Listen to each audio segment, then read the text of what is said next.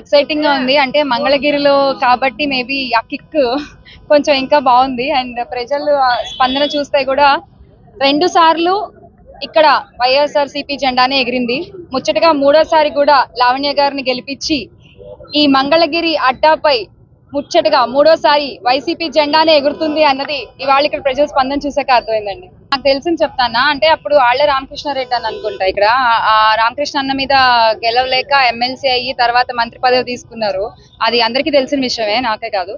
నేను ఒకటి చెప్తా అన్న, అంటే మా జగనన్న ప్రవేశపెట్టిన పథకాల్లో నాకు చాలా ఇష్టమైన పథకం నాడు నేడు. దాన్ని స్ఫూర్తిగా తీసుకుని ఒకటి చెప్తాను నేను, అక్కడ ఇక్కడ అని. ఓకేనా?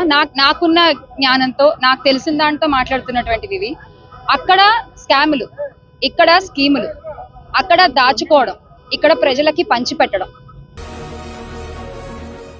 ఈ వీడియో కానీ మీకు నచ్చినట్లయితే లైక్, కామెంట్, షేర్ చేయండి. మరిన్ని అప్డేట్స్ కోసం సబ్స్క్రైబ్ చేయండి.